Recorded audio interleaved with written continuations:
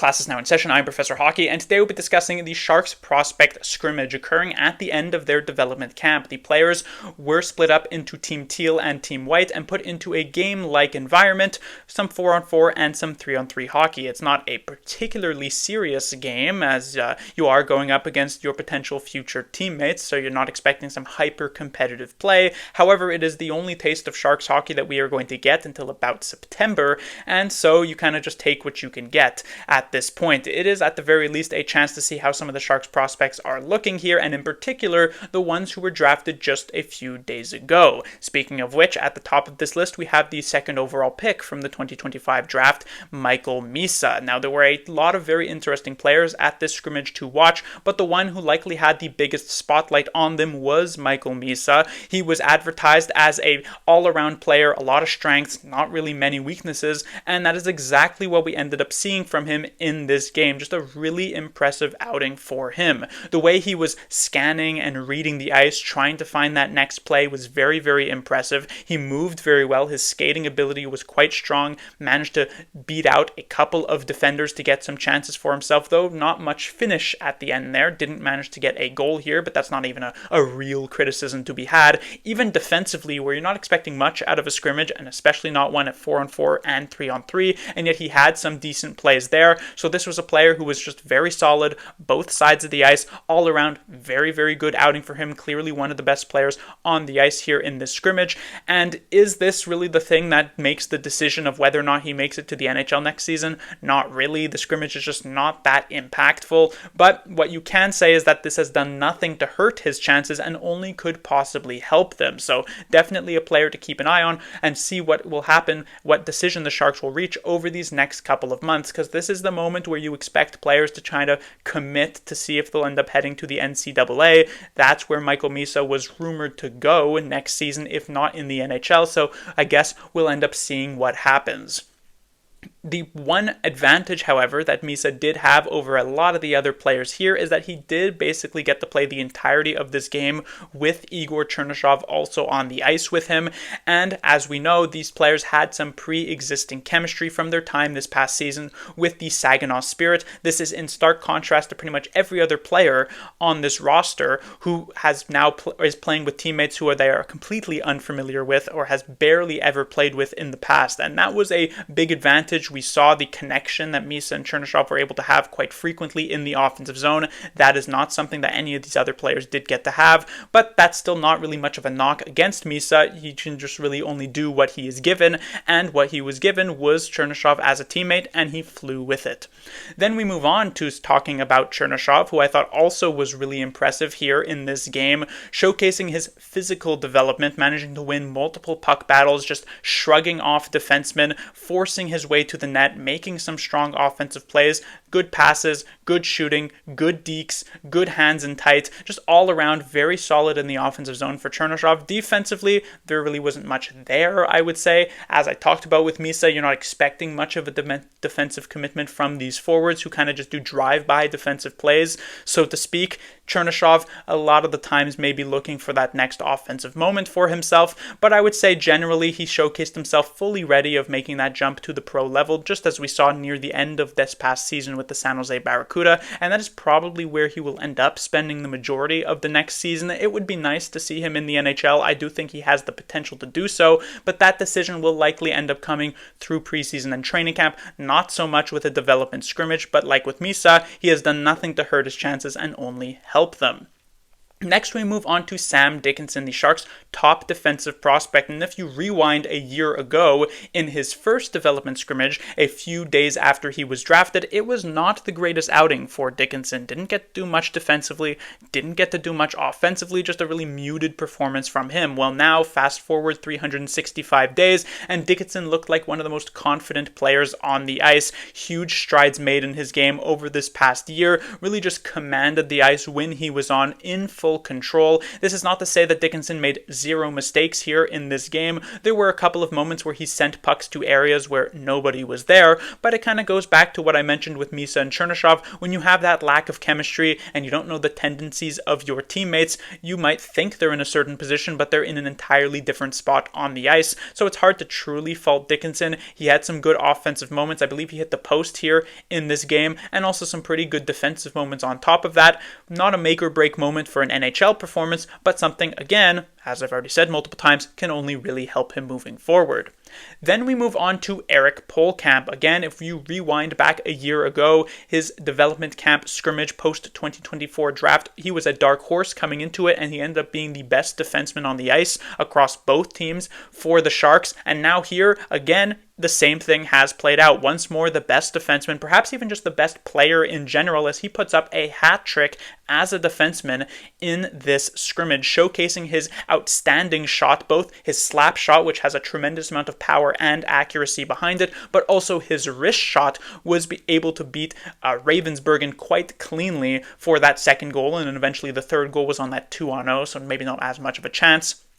But it was still really cool to see just how aggressive Polkamp was being in many of these areas, trying to step up and strip the puck from his opponents, and he was having a ton of success in actually being able to do that. He moves very smoothly, he skates quite well. This is a player to have some excitement about. I had him 10th on my top 10 prospects list, and that is only further vindicated with his performance here in this game. Now, he will obviously be heading back to college next season, especially with how many players the Sharks added to their defensive core. There simply just isn't any space, but this is probably where he wants to be as well. Play out this year as the basically number one guy with Denver University, but by the end of that season, which will be his junior year in college, I suspect the Sharks will end up giving him a contract, assuming, of course, that the Denver season does conclude before the NHL season is over, and that's when he'll get the chance, because while there are a ton of players above him on the Sharks defensive core currently, most of them could end up actually getting moved over these next few months, and especially by the deadline. The only player who's actually under contract past this next season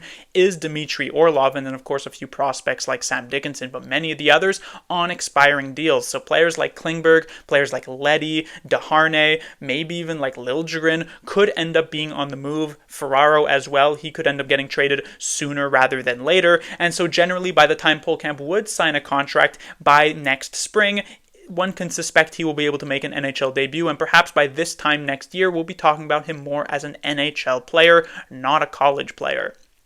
Then we move on to Quentin Musty. Now, we saw at last year's development camp, he managed to have a ton of success, but a big part of that was because he made up a really good dynamic duo with Will Smith, who brought a ton of elite offensive ability to that game, and Musty was able to benefit quite heavily from it. This time around, didn't have quite as much offensive support, so forced to do a little bit more by himself. I thought he was an okay play driver throughout this game, managed to set up some chances, had an assist, looked pretty good offensively. There were some shakier moments defensively, I would say, on actually the first goal of this game. He tries a bit too much to hold possession of this puck instead of just clearing it out of the zone, then loses a battle to Chernyshov, who eventually finds Polkamp with the first goal of the game, as I mentioned. So that was a bit of a weakness for Musty, but all around I thought this was an okay outing for him. Just like with Chernyshov, he'll be making his pro debut. He'll be playing with the San Jose Barracuda. I don't expect much time, if at all, with the San Jose Sharks, maybe a couple of games near the end of the season, but likely more of a Barracuda mainstay to help really continue to hone up his game. The offensive talent is clearly quite there, but some of the other details do need to be ironed out.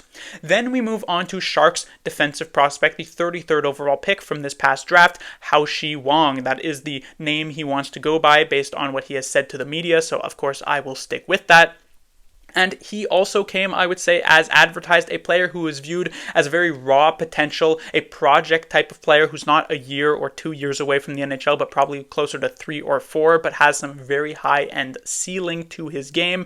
And I think we did get to see that. There were some bright spots here tonight, a moment where he was able to strip Quentin Musty of the puck and send it going the other way, some moments where he's stepping up in the offensive zone and getting a good chance on net, but then there were also some downsides as well, times where he was getting getting a little bit too cute with the puck and ended up losing it. Moments where he's sending the puck to absolutely nobody on his team and it ends up being a turnover. So it was a lot of give and take here tonight for Wong. Generally, as I said, very raw talent, but you could see that the tools were there. You could see what Mike Greer was looking at when he decided to take him with that 33rd overall pick, and what other teams seem to be quite clearly interested in as well. And so as I mentioned, project player that you're probably looking more a few years into advance before they're able to make it to that pro NHL level. And then finally, the others category. This is for the players who maybe didn't have as much of a spotlight on them, but do bear mentioning just simply because they had solid games here. First, Carson Wetsch, I thought, had an interesting one. This was a game that physicality was, of course, allowed. You could throw a hit, but going up against future teammates, you're probably not going to be trying to injure anybody. But Wetsch, with that physicality being a big part of his game, still managed to find a way to throw a couple of big ones here in this game. That is something that the Sharks do like to see. As I said, very important asset for himself, and so that was quite interesting.